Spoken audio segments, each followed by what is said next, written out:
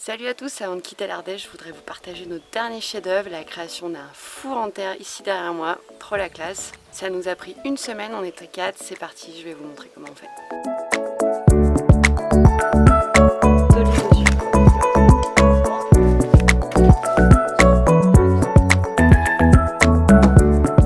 Notre four sera bâti sur un mur en pierre monté à la chaux, puis protégé d'une charpente inclinée. Il sera en 3 couches et la sole en terre crue de briquettes réfractaires.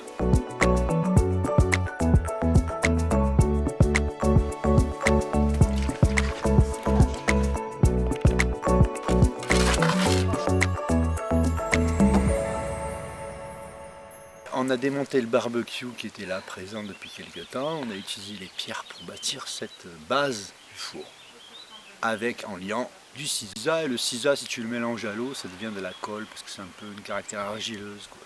Après, on a remblayé à l'intérieur avec tout ce qu'on avait autour pour gratter, cailloux, pierres. C'était toutes les terres un peu qu'on avait envie de débarrasser, gravats naturels qu'on a pu récolter à droite à gauche. Du coup, la sole, c'est la base en fait du four qui va venir supporter les pizzas. Il faut une surface assez plate et il faut un matériau réfractaire et qui ne casse pas à la chaleur. La sole, on a utilisé donc des briques de terre crue qui étaient à la base faites pour des cloisons intérieures de vieilles maisons. Et on a mis les plus belles donc à plat sur un lit de sable sisa mélangé un peu de chaux. Une fois que ce sol était fini, il a fallu qu'on trace un périmètre, un diamètre, un guide donc sur les terres cuites. Il y a eu un traçage au sol avec un axe et une ficelle et un crayon, diamètre 83 cm et une hauteur de 30. Toujours du sisa, légèrement mouillé, qu'on a bâti à l'intérieur de ce cercle. Et on a créé notre dôme, on a sculpté petit à petit. Il a fallu le faire en 2-3 fois pour être certain, parce que soit c'était trop mouillé, ça tombait, etc. On s'est fait des repères, on s'est fait des outils, genre des gabarits en fait, pour avoir la courbe. Voilà. Le genre de gabarit, on s'est servi pour faire le dôme en terre. Donc ça, c'est la surface intérieure du four. Pour bien cercler la base du dôme, on avait récupéré des plastiques, on a découpé une hauteur de 10 je crois ou 8 et on a fait un cercle avec ça.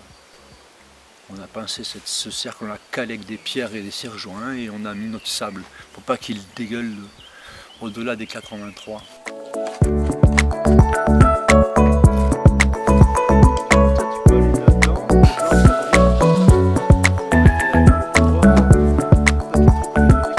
Pas fait ni évent ni cheminée d'extraction de fumée parce qu'en fait on avait un bouquin, on s'est référé à ce bouquin qui n'avait pas d'évent ni de sortie de fumée. La sortie de fumée se fait par le devant du four en fait, par la bouche.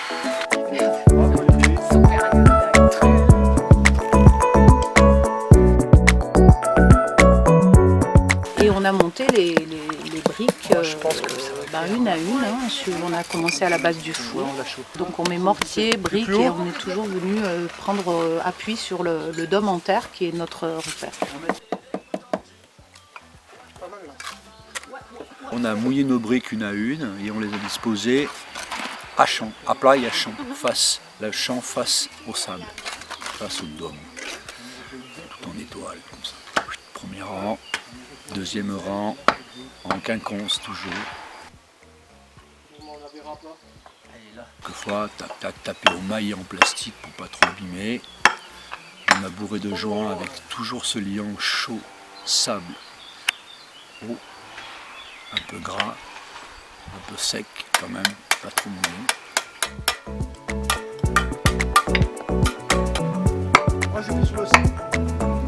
J'avais l'impression que c'était le contraire, que c'était en mettant un truc.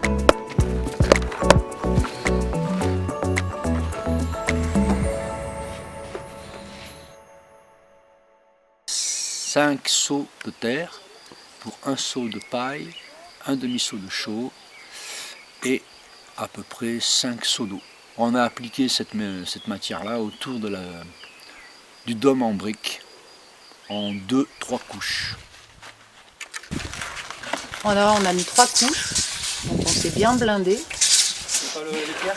Voilà, il est bien épais. Un four, plus il est isolé en extérieur, plus il va garder la chaleur, plus le côté thermique en fait va être valorisé. D'après ce qu'on dit, il faudrait attendre quelques semaines, 2, 3, avant d'allumer le premier foyer, quoi. Nous sommes impatients. Alors je sais pas si on va tenir 3 semaines ou 3 jours.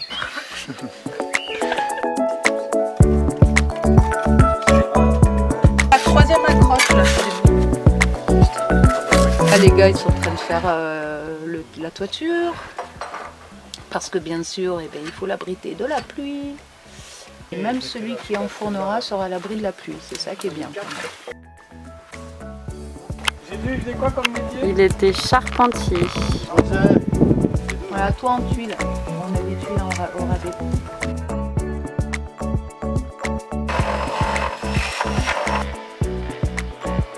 Dernière étape, on a déblayé le coffrage en sable et on a fait place nette sur la sole. Ensuite, on a allumé une bougie dans le dôme pour activer le séchage.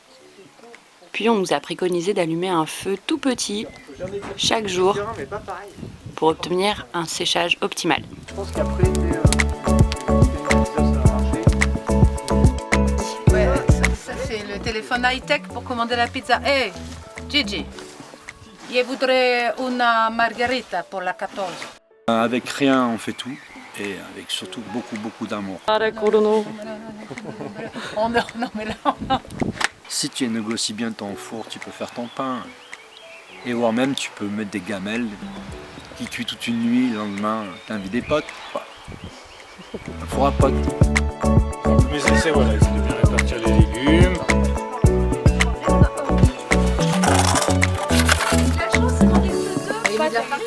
Ça vient, non? Alors, on a 14 à la table 14. La primera 2 minutes 30 la pizza. Regardez-moi ça, quoi. Elle craque quand j'arrive là. Tac. Voilà, j'espère que vous avez tout compris, que ça vous donnera l'envie d'en fabriquer un. C'était la dernière Minute Nature ardéchoise de ce confinement. Prenez soin de la nature, profitez-en et bon printemps à bientôt.